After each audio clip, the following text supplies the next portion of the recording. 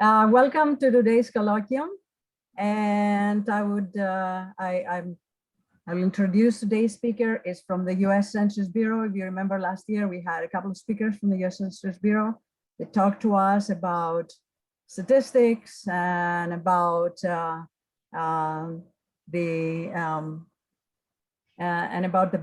biggest statistical event in our country that happens every 10 years, which is the census. So today we have one more speaker to wrap things up about the 2020 census. Today's speaker is Dr. John Abowd. He is the Associate Director for Research and Methodology and Chief Scientist at U.S. Census Bureau, as I mentioned. He was named in this position in 2016. So he has a lot of experience. So the census, the Research and Methodology Directorate leads critical work to modernize census operations and products. Dr. Abowd is leading the agency's effort to create a differentially private protection system for the 2020 census and future data products. He has a long association with the Census Bureau since 1998. And in 2008, he led the team that created the world's first application of a differentially private protection system for the program's On the Map job location tool. Dr. Abowd is also the Edmund Ezra Day Professor of Economics, Statistics, and Information Science at Cornell University. He is a fellow and past president of the Society of Labor Economists. He's also a fellow of the American Association on the Advancement of Science, a fellow of the American Statistical Association, and a fellow of the Econometric Society, as well as an elected member of the International Statistical Institute. He earned his PhD from the University of Chicago and AB from the Department of Economics at the University of Notre Dame. John, you can start. Well, thank you very much, and thank you very much for the invitation to speak to you all today. I think I selected a timely subject. We'll see in a few minutes. I'm delighted to be here. I'm especially delighted to give a technical talk. I don't get to hone my technical delivery skills all that often, so it's fun to give an academic seminar. So I'm really glad to be here. As I told Aleka and Olga, I will take questions during the talk. If I think we've spent enough time on that point, I'll move on. But I grew up in the intellectual tradition where it was fine to ask the questions during the talk, and so I'm happy to abide by that here. I am speaking for myself, even though I'm appearing in my official capacity. So I'll just launch.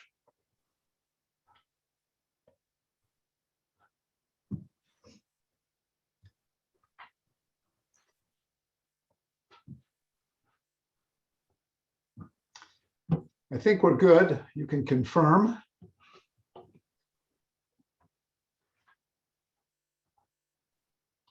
All right, so I'm going to talk today about differential privacy and the 2020 census. We're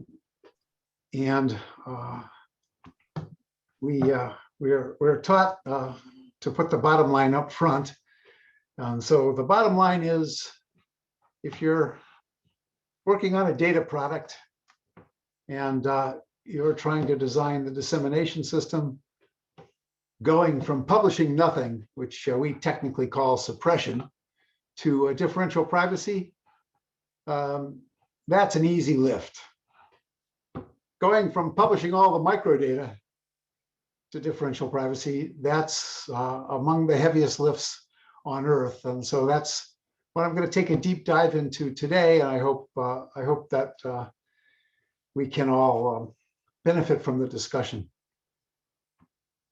So Aleka mentioned that the first differentially private dissemination system released anywhere in the world was this application that I'm showing here. If you have my slides, the link that produced this is live, embedded in the slide.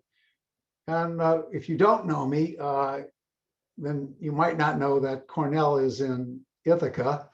And so the little snippet I have shown you here is a distance work map that lays out where all the people live who work in Ithaca, New York. And for 29 years, I lived right there, if you can see my pointer. I think actually I'm supposed to turn those things on, which I often forget to do, and I forgot to do this time. So by the lake, about a quarter of the way up, outside of the boundary of Ithaca, one of the dots. All of those dots represent people who work in Ithaca. The biggest employer in this is Cornell. So Cornell's campus is on the upper part of the screen. So the point is not to familiarize you with this, but to point out that very few people thought that it was a bad thing to use differential privacy to protect this map, because what they had before this map was nothing. And so that this allowed us to be extremely granular. This product puts the residences all the way down to their census block, but still have a very tight guarantee on the confidentiality protection. That's the 2008 version. The most recent product that the Census Bureau has released, to the best of my knowledge, they all go through DCEP, yes, is the Veterans Employment Outcomes application. There's a similar one called the Post-Secondary Employment Outcomes application. And this gives detailed characteristics of the earnings of veterans. This link is also live if you click through on the slides. Of the earnings of veterans 1, 5, and 10 years after they leave the service, classified by their military specialization and by some other demographics and the industry they show up in. At a level of, and it gives the 25th, 50th, and 75th percentile, at a level of granularity that is unparalleled in statistical modeling for this kind of application, completely made possible by designing a differentially private dissemination system that can protect all of the characteristics and the salaries that are displayed here. Once again, the alternative was nothing. And so this suppression, as we call it technically, so using differential privacy to develop new dissemination tools had been the bulk of my experience at the Census Bureau using modern disclosure avoidance systems. They weren't all differentially private. With the 2020 census is a different object and far more visible. So it's important to understand just what it means when I say the data products from the 2020 census. So the first one, which you will see before April 30th, on or before April 30th, is the apportionment of the House of Representatives. The headline event of our constitutional obligation to enumerate the population of the United States is the state level populations that are used to apportion the House of Representatives. They are protected by aggregation, not by differential privacy. Then the next product, due to be released by September 30th, is the state redistricting data. This is the detailed data that's used to draw every voting district in the country, Congress, state legislatures, county boards, anything that has districts in its legislative body. And it has been published down to the census block level since 1990. The demographic and housing characteristics data, which we haven't announced a release date for yet because of the pandemic, not because of differential privacy, is the replacement for summary file 1, essentially the first mother lode of data from the 2020 census. age and sex pyramids by race and ethnicity, detailed data on the housing characteristics that were collected in the census. And then the successor to summary file 2, the detailed race and ethnicity data after that, and the successor to the American Indian, Alaska Native, Native Hawaiian summary file at about the same time as detailed race and ethnicity. For the 2010 census, that list of 5 data products plus a public use microdata sample was about 150 billion statistics. It's a difficult number to reproduce because we're not used to counting zeros, but you have to count zeros every place a 1 or another number was possible. So you don't have to count a 0 for places where there's no place to live, but you do have to count a 0 for places where there are places to live, but things that didn't happen. So that's why it was more than 150 billion statistics from a total of just 15 gigabytes of data. You can do that division as well as I can, and see that that's an awful lot of information from what is a large data collection project, no doubt about it. And the one that we're currently running will end up costing about $15 billion, approximately $1 a gigabyte.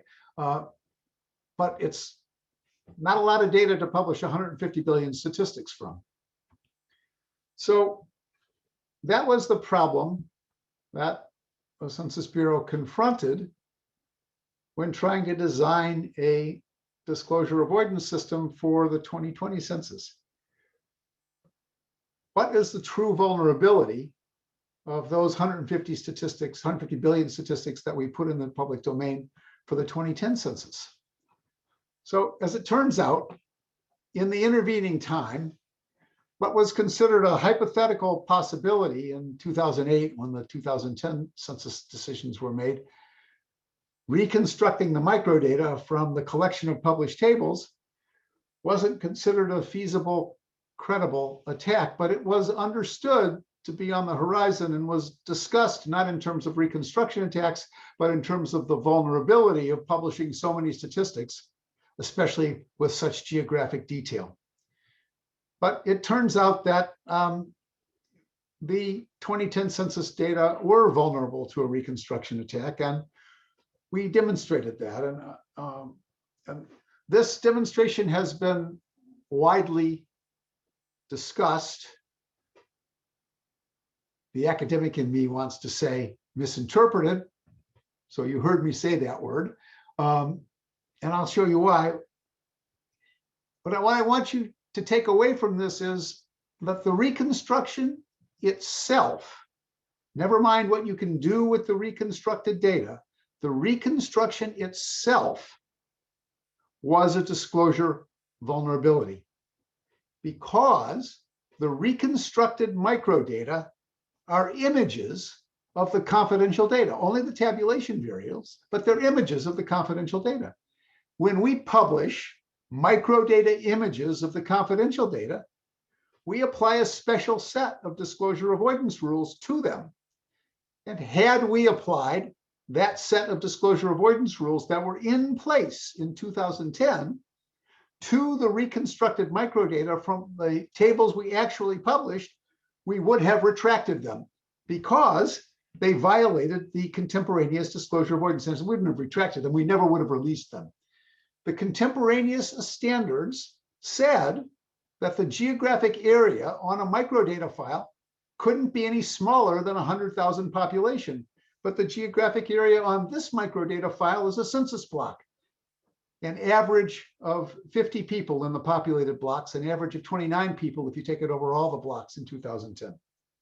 In addition, there are minimum cell size requirements for public microdata, and the reconstructed data fail those as well.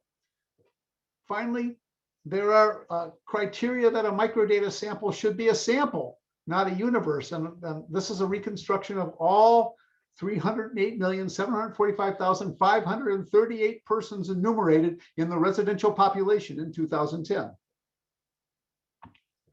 All right, so what do those reconstructed microdata look like? So this is a little techie, this table, but it's interesting. So We're going to compare the reconstructed microdata to the original confidential data, that's called the census edited file, and the swapped image of the census edited file that was actually used for the tabulations. That's called the 100% detail file. So what you can see from these first four cells, the 308,745,538 in all four of these cells, is that there's exactly the same number of records in the reconstructed data as in the CEF and the HDF. You can reconstruct every single record.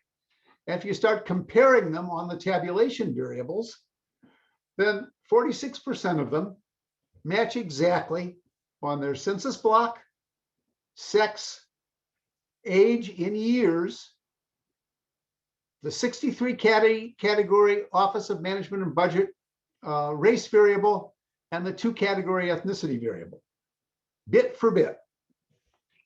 If you allow that age variable to fluctuate by plus or minus 1 year, approximately 3 bits because it's decimal, not binary, then they match 71% of the time. Every single record, 71% of the time. If you allow 1 error at most, they match 78% of the time. The reconstructed microdata are an extraordinarily accurate image of the confidential data, but only the tabulation variables. They're also an equally extraordinarily accurate image of the data that were tabulated. And we only used 6.2 billion of the 150 billion statistics to do this, not the whole set of summary file 1, 2, and AIAN. That is the immediate disclosure avoidance risk. If you publish microdata with geolocation down to the block, with sex and age in the exact year, that is known to be risky. No cell phone company would do that right now. Google wouldn't do that. Apple wouldn't do that. And the Census Bureau shouldn't do it again and isn't going to. Right. You can also see that the protection that was applied to the 2010 data was only really effective for the smallest blocks. The exact match rate in the smallest blocks is only a little over 20%, and the fuzzy age match rate in the smallest blocks is just a little over 40%. But there are population uniques in all of these blocks, and the accurate image in blocks even as small as 10 to 49 is what makes microdata with that level of geographic resolution and a couple of other identifiers like sex and age inherently risky. Okay, so it is one of the principal failures of the 2010 tabular disclosure avoidance methodology, which was swapping for households that were deemed at risk, which is primarily those in blocks with small populations, when for the entire 2010 census, 57% of the persons in the entire population are unique on the basis of the main tabulation variables: block, sex, age in years, race, and ethnicity. And 44% are unique on just block, sex, and age. That turns block, sex, and age into what statisticians in my line of work call a pseudoidentifier. So how disclosive is that pseudoidentifier? Right. So now I'm going to show you the results of 2 re-identification studies that we did using the reconstructed data. So we haven't touched any confidential data at this point, just the published SF1. And in this batch of commercial data are the household level records that you could purchase from commercial consumer data suppliers. All the big ones are in here. Experian. I have the list, but I didn't put it in the slide, and I can't. We typically don't say the list, but I discovered recently that nothing prevented us from saying the list. Melissa Transdata, the main credit agencies and two others. And there was a universe of 400 million records, but only 286 million could be tagged with their name and address. That's what a PIC means, and had proper block, sex, and age data, so they could be used in a re-identification exercise. So of those 286, 287, if I round properly, records in the commercial data, you can link a name and an address to 137, 138 million of them. Call those putative re-identifications. You don't know if you're right.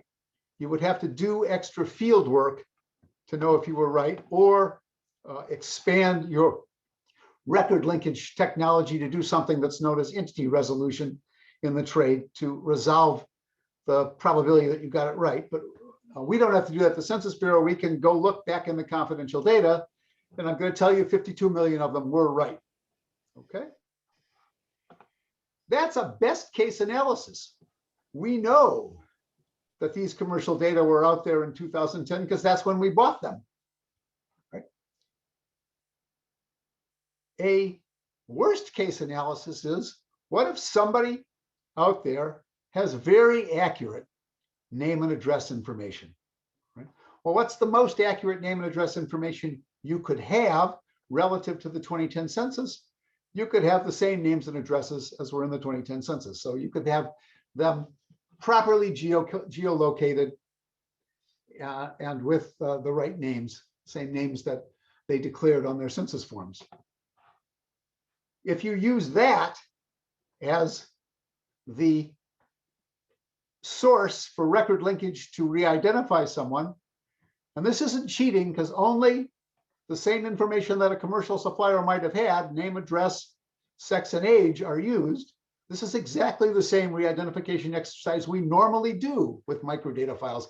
I know there are some specialists in this area in the room, so they can confirm that during the Q&A. If you do that, well, only 279 million of the 309 million people enumerated in the 2010 census had enough information to do record linkage. The technical term for it is they're a data-defined person, all right? But of those 279 million, you get the right record linkage for 179 million of them, going through putative identifications of 238 million. So you can attach a name and address to 238 million. You're wrong about a quarter of the time, but 3/4 of the time you're right, and that's 179 million. That worst case analysis says that if you have good quality name and address information along with sex and birth date, you can use the tables from the 2010 census to do record linkage, individual attachment of characteristics that were the responses in the 2010 census onto your data. That is not a statistical use. That is a prohibited use of data released by an American statistical agency, either under Title 13 or under Title 3 of the Evidence Act. Right? The way that people in this line of work usually evaluate these is not with taking the ratio to the total population. They take the ratio to the data-defined people, all right? And that's called the recall rate. How many correct identifications did you get out of your population of data-defined people? So we're using the commercial data, that was 18%. Using LaCef itself, that was 64%. That's a pretty high recall rate. But more telling is the precision. The precision is the ratio of the correct re-identifications to the putative re-identifications. It's like the efficacy of a vaccine. So the precision using the commercial data in our best case was 38%. But the precision against the CEF was 75%. That, by the way, that's comparable to the efficacy of the J&J COVID vaccine. That is a very precise re-identifier. If you had high quality name and address information, you could do very high quality re-identification with the 2010 census. And as I noted before, that is not a statistical use. That's a violation of both the Census Act and the 2018 Evidence Act. It wasn't a willful violation. It wasn't an intentional violation. At the time the decision was made, the vulnerability had not been exposed. Okay, so that's why we replaced the 2010 disclosure avoidance system with something stronger.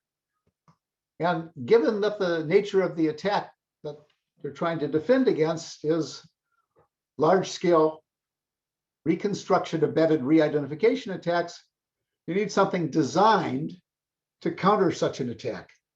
And differential privacy is the only player left designed to counter such an attack.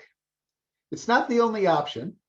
Could revert to the 1980s style suppression, and then there wouldn't be any block data if there weren't at least 5 people in every cell. And you can go look at the 2010 PL94-171 redistricting data summary file and count how many blocks that is. It's not very many. All right. Or we could turn the swapping up to both protect location. It didn't protect location in 2010 and protect the other characteristics. And then it's provable that you can always do better with differential privacy. So, that's why the other main options were rejected. Okay. But this is where you get true confessions.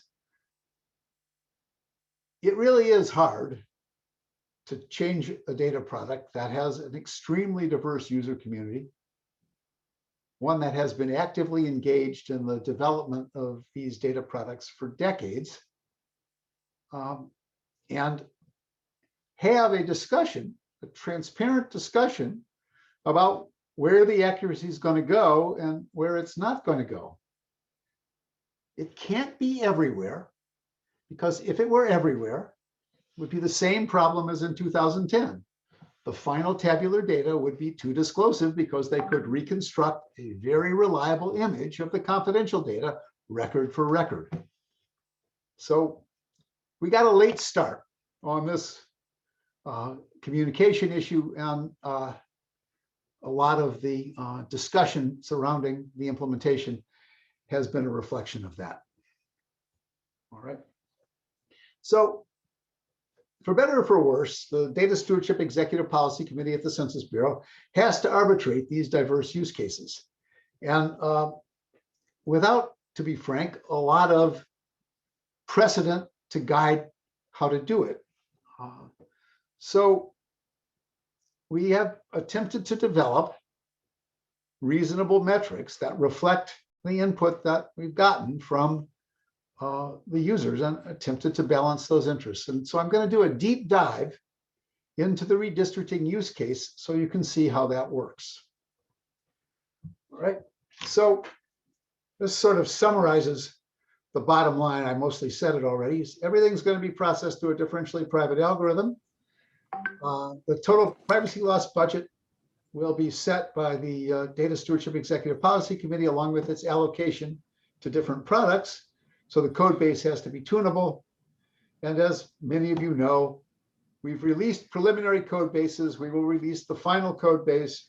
We've released many technical documents and many demonstration products, and another one will be released before April 30th. But since it hasn't been released yet, the statistics in this presentation are from the November 2020 release. All right, so the first thing you need to understand is that the algorithm matters an enormous amount here. If you're sitting at a tech company, I called out Google, Apple, and Microsoft in the third bullet, but lots of other tech companies have come to the same conclusion the Census Bureau did, that you need a 21st century confidentiality protection tool in order to be credible in your statement that you have protected the confidentiality of the data that you are a steward of. So the way that tech companies do this is, it's known in the technical literature as local DP, local differential privacy. And its equivalent for the census problem is to add the differential privacy noise at the most disaggregated level that you're intending to publish at. So in this case, it would be add all the noise to the block level data, then take those atoms or pixels and build everything else from it, the counties, the states, the US, right? That is called the naive method because it's the most straightforward, but it doesn't take into account the use case of data produced by a National Statistical Institute, and I'll show you why now. All right. The principal use case for any statistic that a statistical agency publishes is that its accuracy should improve by whatever metric you choose to use. Its accuracy should improve as the population in the area you're trying to summarize increases.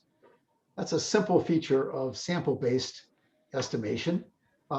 It's a natural feature of tabulating the microdata without any confidentiality protections because the accuracy is essentially a function of the geographic level alone and of factors that are not affected by the total population. But it's not a function of naive differentially private algorithms. And so we designed a custom set of algorithms called the top-down algorithm, TDA, to solve this problem, to distribute the privacy loss budget over geographic levels so that the statistics would have the property that they got more accurate as you increase the population inside those statistical areas. Okay, so here's two graphs that were produced almost 3 years ago now, applying a very early version of the top-down algorithm to public data, the 1940 census. So there weren't any blocks in the 1940 census. The smallest tabulation area was an enumeration district. They are about 1,200 people in the 1940 census. So they're about the size of a modern day block group. And county, state, and nation have the same definitions, but the population was only about 135 million in that census. So if you apply block by block, which becomes district by district when you do it to the 1940 census, differential privacy, and then you use a simple accuracy measure, basically the number of perturbations that you have to make to take the protected data back to the confidential data, called the total variation distance. If you use that accuracy measure, then what you can see is that the enumeration district, the blue line, and the nation, the yellow line, have essentially the same accuracy. No matter what the privacy loss budget. Doesn't get more accurate when you pile on data. But if you design the algorithm so the privacy loss budget is distributed across the geographic entities, then the data behave the way you would expect them to behave. When you tabulate the nation, they're essentially 100% accurate at all of these privacy loss budgets. Ditto for the state. You don't start seeing privacy loss affecting the accuracy until you get to the county level. But then when you get down to the enumeration district, there is a considerable trade-off between accuracy and privacy loss, precisely because when you get down to the enumeration district, that's a much smaller haystack to hide that needle in. Smaller group, to use the technical term in formal privacy.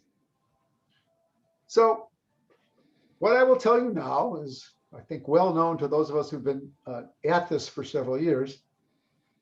If you feed the top-down algorithm 11 billion differentially private measurements distributed across the geographic hierarchy according to a well-tuned algorithm, it will do a good job and it will satisfy absolutely no one because it will have the accuracy dispersed across those statistics and not tuned to the applications that matter. Right? So tuning to the application that matter is the Holy Grail here. If you're going to operate under formal privacy guarantees, that means you have to be strict about the allocation of your privacy loss budget or your privacy cost accounting, right?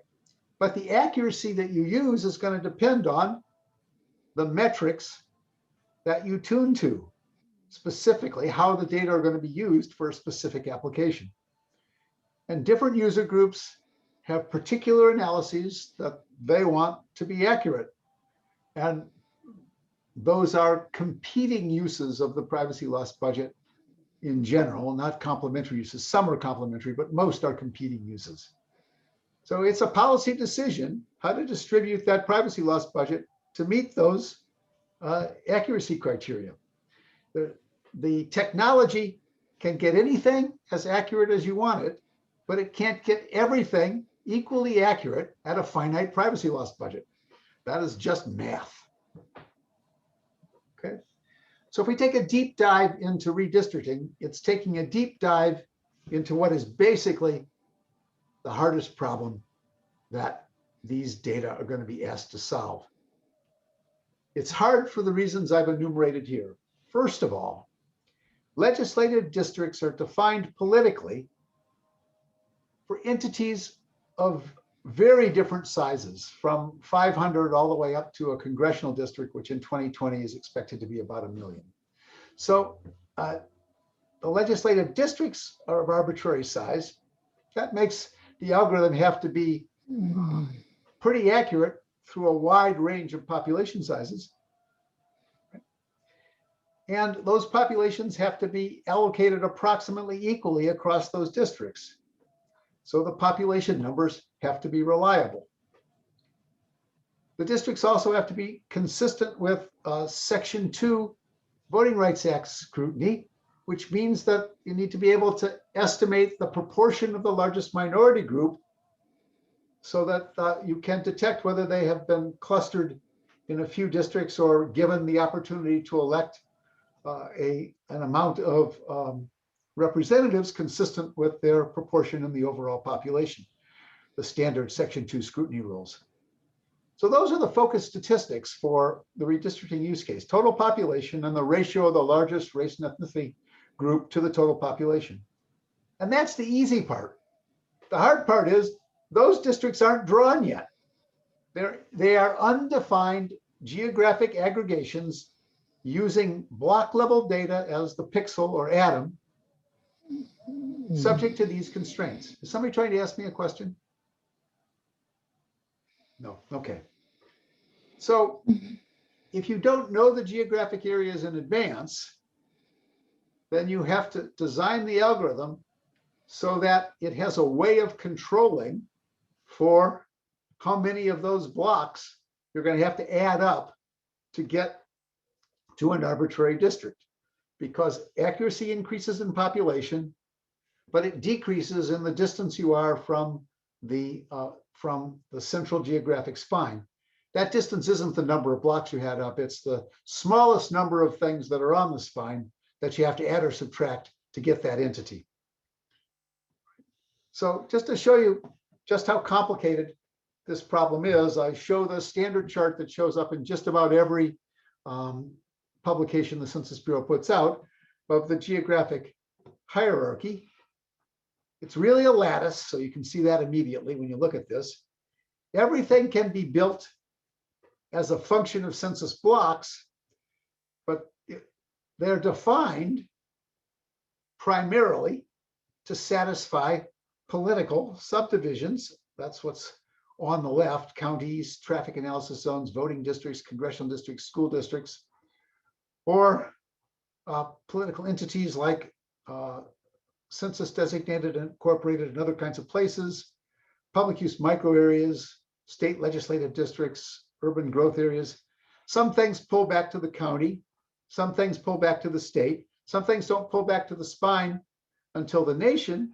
And then you have sitting over here the American Indian, Alaska Native, Native Hawaiian areas, which don't pull back to anything. They're defined by treaties and other agreed upon organizations. They just use the same pixels, census blocks. Right. So the attraction of a bottom-up exercise would be that you could just put the privacy loss on the blocks and walk away from it. But the cost would be that neither this very specialized hierarchy, AIA and NH, or this standard hierarchy would be very accurate, even on the spine, for the reasons that I showed you in the earlier slides. So here's another example of how this works for Section 2 Voting Rights Act scrutiny. So this is Senate District 48 in the state of New York as it was drawn from the 2010 data. And I've selected Senate District 48. I confess that I didn't even know the number of my Senate district when I lived there, but that was my Senate district in the state Senate when I lived in Ithaca. And so these are the way that redistrictors accumulate the data. They're not quite the same way that that the Department of Justice voting section accumulates it, but these are the major race and ethnicity groups that matter for upstate New York: white, Black, Hispanic, and Asian.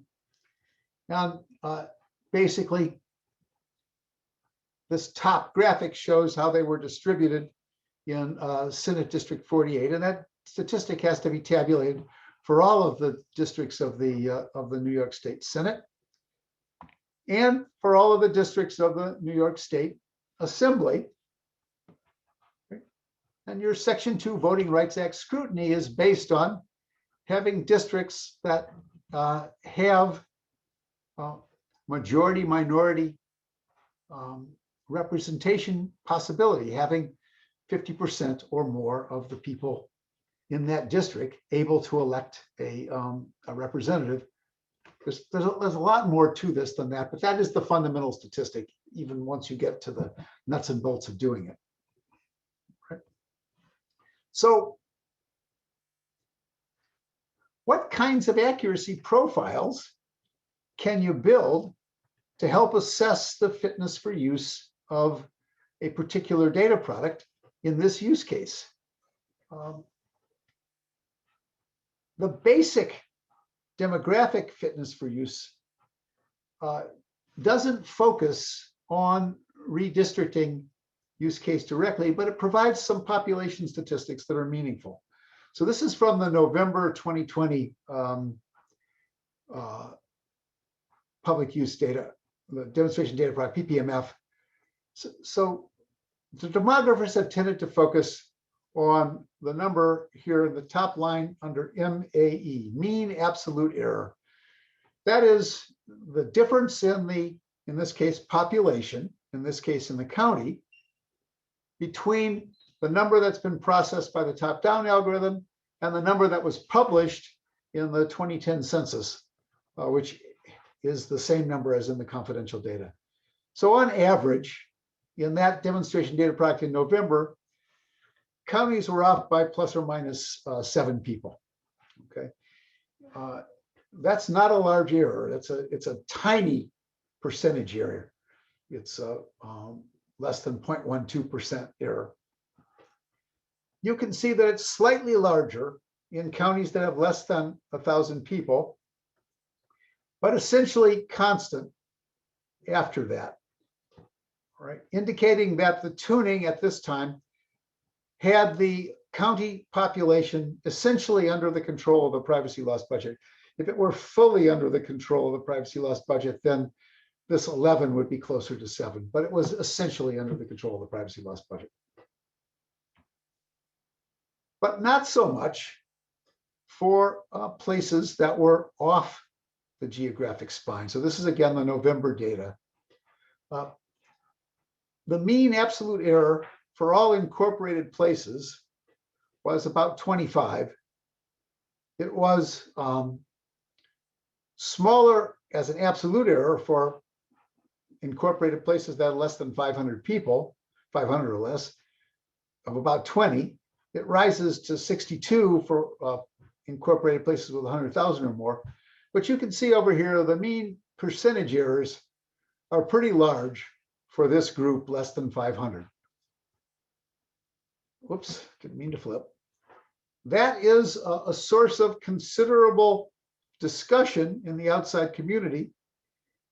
It is more of a feature than a bug, because if you're going to tune the counts, which is what you need to tune for most of the use cases, and get them stable across all these different sized geographic entities, the percentage error is naturally going to be bigger in the smaller population entities, right? But it isn't just the population that matters. It's the population in these large, in this case, ethnic origin group, Hispanic or Latino, right? Overall, in that demonstration data product, the error for Hispanic or Latino was about 33 people, again, in counties, and a similar error for not Hispanic or Latino. At the county level, they're not mirror images of each other. At the state level, they're mirror images of each other because of the state population invariant. In small counties, for 0 to 9 people, there was a very large mean absolute error in that subgroup with a very large percentage absolute error. And this is regularly called out. But Hispanics or Latinos with counts of between 0 and 9 in counties are never going to be anywhere near the Section 2 Voting Rights Act scrutiny boundary for getting their own district. So beating this mean absolute error of 12.76 down is outside the redistricting use case. The redistricting use case starts to be more salient when the number of Hispanics or Latinos is larger. So take the Hispanics or Latino in counties with populations of 100 or more there, the mean absolute error is 35, still large, but the percentage error is only 4%. And so in general, you wouldn't make a wrong inference about whether this was a majority minority eligible subpopulation, right? You can see the same basic pattern in summary level 160 in the incorporated places. And as soon as the place gets big enough and the Hispanic population gets big enough, its percentage error starts to get under control. It's 8.12 in the incorporated places with populations of 100 or more.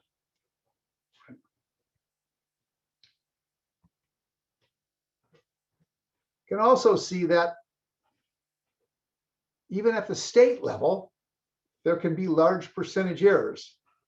At the state level, the mean absolute error for white alone is 162 persons. The mean absolute error for Native Hawaiian Pacific Islander is comparable. It's 171 persons. But the percentage error for Native Hawaiian Pacific Islanders is 22%. But how many states are Native Hawaiian Pacific Islanders going to constitute a representable minority in? Approximately 2. So beating that number down, the 21.75, also doesn't fit the redistricting use case. All right, John, how do you fit the redistricting use case? Well, you have to be very specific about your target statistic. And so we worked with a set of about 60 actual redistricting cases given to us by the voting section at the DOJ, and did an analysis of errors in population from the top-down algorithm versus the confidential data, less than target percentages of alpha, at least 1 minus beta percent of the time. This is what DP specialists call alpha beta accuracy. Your accuracy target is alpha percentage points, and your accuracy probability is 1 minus beta, right? So what statistics get tuned this way? The population, the voting age population, and this ratio, the population of the largest race or ethnic group to the total population. And the tuning has to be workable for arbitrary off-spine entities, those places and other off-spine entities And so in order to do this, you have to run the algorithm all the way down to the blocks, evaluate these statistics in your array of off-spine entities, calculate the proportion of them that satisfy it, and then adjust the privacy loss budget. So for the product that will be released by the end of this month is the consequence of more than 600 runs of the top-down algorithm to systematically tune the top-down algorithm so that you could get accurate populations into arbitrary assemblies within politically defined entities and assess the Voting Rights Act Section 2 scrutiny for districts drawn inside those political entities.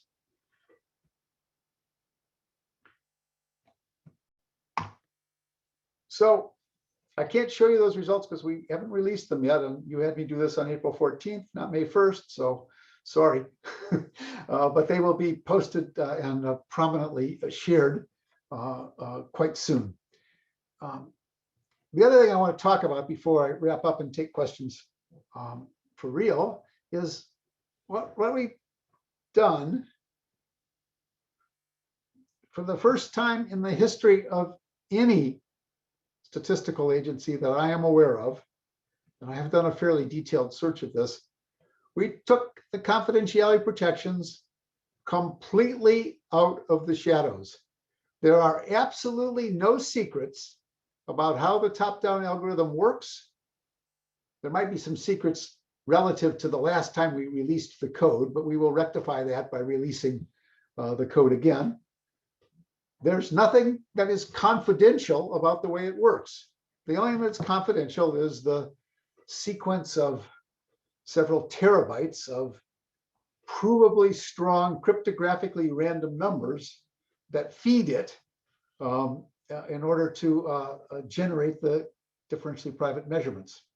This is easily the most transparent view into the Census Bureau's privacy practices ever. And I think for any statistical agency anywhere in the world. But the turning on the light caused an enormous amount of discussion, has generated an enormous amount of feedback. The Census Bureau has tried to be responsive to that feedback. And I hope that the next products that we release will be clear evidence of that. Let me just say that the slide deck has places where you can learn more about things that I've been talking about today. And now, thank you all for being a patient audience and take any questions. Thank you very much, John. Excellent talk. Any questions for the speaker? We already have some questions in the chat, but should I start with those? What do you think? Sure. And I'll stop sharing my screen because I probably don't need it. And then I can see the chat again. Ooh, didn't ask for that. I'm sharing Kogan's screen. I don't think Kogan means to be sharing his screen. Okay. So can we stop the screen share? Because I'd like to see the chat. Sure, I can only have one or the other. I think that should stop the screen sharing.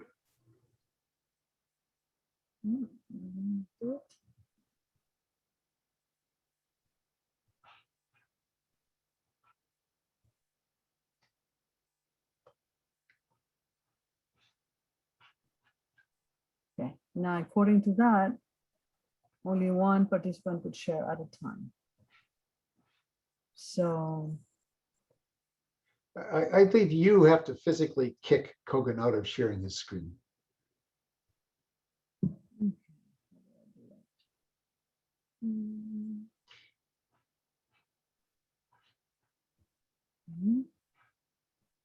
Okay, I can see the chats now. There we go. And I can see everybody else. All right, let's take the questions from the chat. Okay. Can you read the question? Should I read it for you?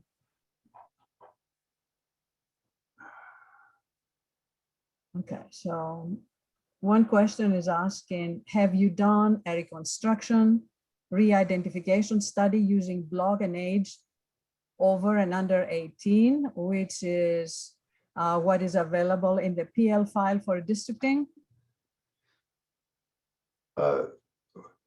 We have not. The last time that we used, we ran the reconstruction on our own, on the DP system, we had a full run of the DHC.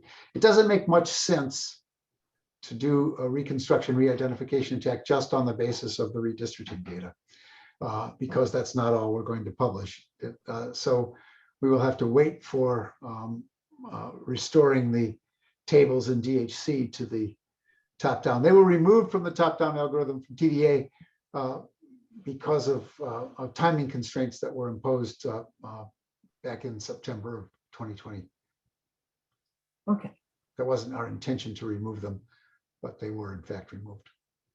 Okay. Another question. Have you done a study for the DHC1 file tables, assuming that users would accept deleting all block and block group tables and binning of some ages?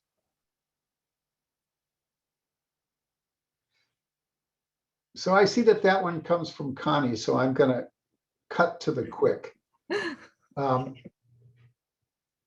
not going to do a gazillion reconstruction and re-identification attacks to try to find a suppression system.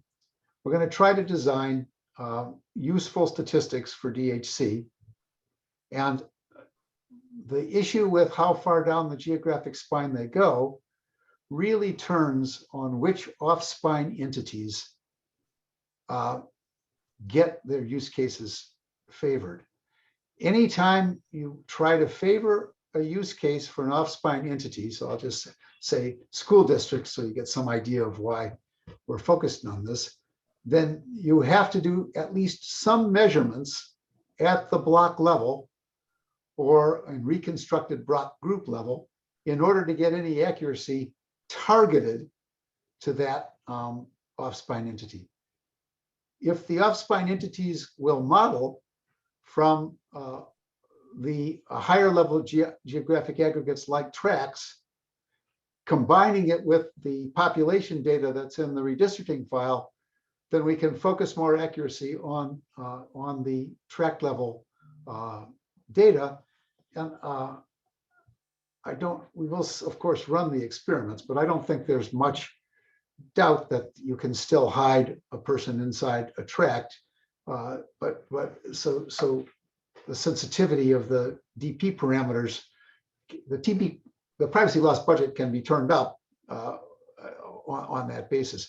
I will also say, because Connie and I have had lots of discussions about this, that when these systems were designed, the publication set from the 2020 census included block level citizen voting age population by race and ethnicity and state level undocumented immigrants. Okay, and those tabulations are also subject to the same confidentiality protections as in the statute. The fact that we have publicly said that we will not produce them, that we are in fact not capable of producing them unless we allow administrative data for that purpose to link to the 2020 census, and we are not doing that, means that we can consider the harms associated with the reconstruction re-identification just based on the census variables themselves. But the statute doesn't have any leeway on the harm, so we still have to control this against known risks, and that's the goal. So most of the effort has been to try to get focus in the use cases, and the redistricting use case is capable of extreme focus because we know what is going to happen to those data, but it's not capable of extreme tuning because you can't draw the geographic areas in advance. And I think the consensus opinion is that suppression of the block data defeats the redistricting use case. And simply isn't an acceptable solution, at least hasn't been presented to anyone at the Census Bureau as an acceptable solution. They're going to be tabulated the way we said they would be tabulated in the Federal Register notice, so that all the programs that were written to redistrict ingesting them can use them. Yep. Thanks. That was a little inside baseball for the rest of you, but Connie and I have a long ongoing conversation about this. Other questions? Okay, the next question is asking, what data linkage methods or programs did census use to do fuzzy or probabilistic linkage? Until a few weeks ago, those were all labeled Census Confidential. They were cleared to be published, and so we are preparing a publication manuscript and respecting the pre-publication rules of the journals that we're considering submitting to, but they will be public soon enough. It was straight up direct record linkage on block, sex, and age. Fuzzy on age means that the set of links for age is plus or minus the target age. So 25 on the CEF links to 24, 25, and 26 in the reconstructed data with a fuzzy age link. Everything else is exact. Okay, that leads to the next question. The next question is asking, are you applying some noise to every cell in tabular data and to every respondent in the microdata products? No noise is applied to the microdata. This is what's known in the technical literature as central DP. So first you do the tabulations. So first, for redistricting application, first we do the 3 billion statistics that are in PL 94-171 redistricting summary data file. And then noise gets added to every one of those. Okay. Next question. With a few exceptions known as the invariants, which complicate the math of quantifying the privacy guarantee, but they're simple to say. The state level population doesn't get any noise in it. And the block level housing unit count and group quarters count by type, not the populations, but the number of those entities, those have been effectively public since 2018. So there was no way to put them back into the genie's lantern. They had to be public as a part of LUCA, and they were essentially public during the conduct of the census. So that's public information. Can you say a little bit about the process for deciding on the level of epsilon and how it is determined if it is protective enough? So there is a tension. You can make everything more accurate by increasing the epsilon. One of the innovations we introduced back in November was to switch from traditional differential privacy to a version known as concentrated differential privacy, zero mean concentrated differential privacy using the discrete Gaussian mechanism for the mathematicians, which permits better tuning of accuracy for a given privacy loss budget and has better composition properties. So you can distribute it in ways that make it go farther.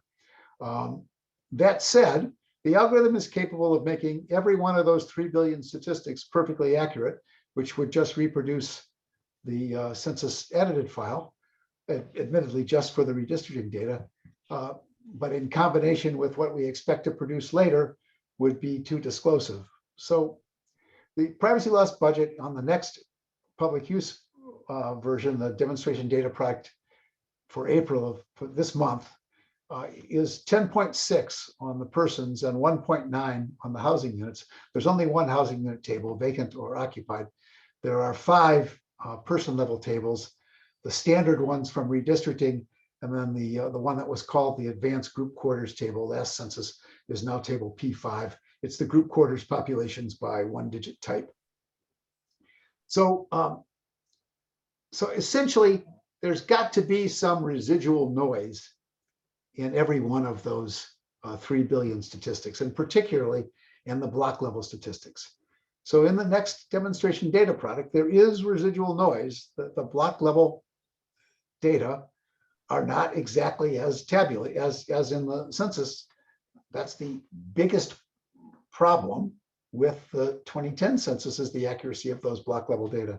So, but they're much more accurate than they have been in the last 4 demonstration data products, because they were tuned to meet a use case for off-spine geographic entities as small as 500 people. And if you're off-spine and as small as 500 people, you're close to just adding up a couple dozen blocks. So you have to tune it to the blocks. Often that'll be a complete block group, but when it was tested on legislative districts, which famously sliver even block groups, it still retained its accuracy properties. So there's still noise. It's less than the inherent noise in a census measured 2 different ways. But I don't know whether it's enough noise or not, because there's no real definition of enough noise. The best that we can say is that for the characteristic, what block do you live in, if I'm already pretty sure about what block group you live in, it has protection with an epsilon of around 6, which is much less protection than the previous demonstration data products, but far more protection than it got in the 2010 census. Okay, next question from the chat. Again, have you tried to reconstruct the microdata from your DPD account data and match it against commercial data or the actual census microdata? So we last did that back in late 2019. We haven't done it again for the output of the top-down algorithm because we haven't run the full set of tables. That exercise is only valid if it has all the inputs, not just some of the inputs. The other major failing of traditional disclosure limitation is to try to do it publication by publication. You have to do them as a group. You have to assess the aggregate liability, not the incremental liability if this were the only thing published. That if this were the only thing published is provably false. And traditional disclosure limitation systems are not designed to estimate the aggregate, the incremental liability, given the other things that have been published. Okay. One more question. To what extent is census taking into account data released by other agencies or organizations? Well, the whole point of differential privacy is that you don't have to worry about that up to the level of the privacy guarantee that you state on the publications. So basically, you're trying to disable data mining operations that can successfully extract the correct answer to a census response and attach it to other data. If you do that designed to protect against a specific attack, then that's the only one you can say you protect it against. If you do that using a general enough algorithm for DP and a small enough privacy loss budget, then you can release it and forget it. It is what it is. That's the re-identification, non-statistical use accepted by that privacy loss budget. I'm waiting for the privacy community to comment on what it thinks is an appropriate privacy loss budget for the volume of data we plan to publish from the 2020 census. Okay. And I should say that tech companies have this same problem. I commiserate regularly with experts inside tech companies where the CEO is playing the role of the person saying, my analysts need more accurate output so they can sell more ads to the right people. And the privacy advocates saying, yes, but then you won't be able to credibly tell Congress, who could hire experts, or external advocates that you have any effective privacy protection. That's correct. So it seems we are through with the questions in the chat. Now maybe we should open the floor to any questions you want to make directly to John.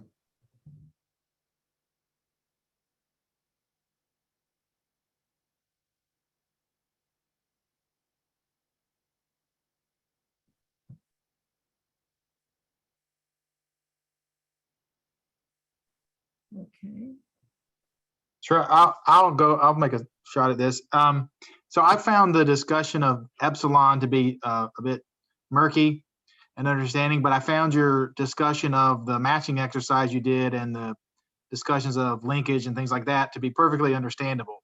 So, I think if you could show that after you produce these counts that where you've applied differential privacy, that you can try to reconstruct a microdata file, but it fails spectacularly at linking. I mean, have you thought about that? So we have, and here's what I think is the strongest statement that I can make about that. That even when you succeed in linking with files that have a significant amount of differentially private noise in them, you're succeeding on a record that is not anybody's census record. It's a record with synthetic values. So you're going to succeed on average some percentage of the time, and establishing what the right reference point is for that is a tricky exercise, right? That one way we have thought about doing it is saying, take the most contemporaneously relevant data. That would probably be the 5-year ACS data from right before the census, or wait 3 years and take the 5-year data that has the census year in the middle of it, and estimate the proportion of the population in each of your geographic units that's expected to have particular characteristics. Right? That's sort of your default success rate, what you would get by luck. And that's a salient metric, because even though there's 2016 cells in the redistricting label data's most detailed table internally, most of them are empty in most blocks. And most blocks are relatively homogeneous. And so the hit rate is going to be high, but it's not going to ever get anywhere near the hit rates for the 2010 data, where every single one of those records was an actual record from the census. All the variables were where they belonged. It's just that the record wasn't necessarily in the right block. So it's not the same exercise if the data have been recreated from a noisy image. I'm not saying we won't do it, we will do it, but it's not the same exercise. And I have a lot of trouble with my formal privacy team when we discuss those things, because they understand it's not the same exercise, but we are struggling to get an effective way to communicate that. Okay, more questions for the speaker.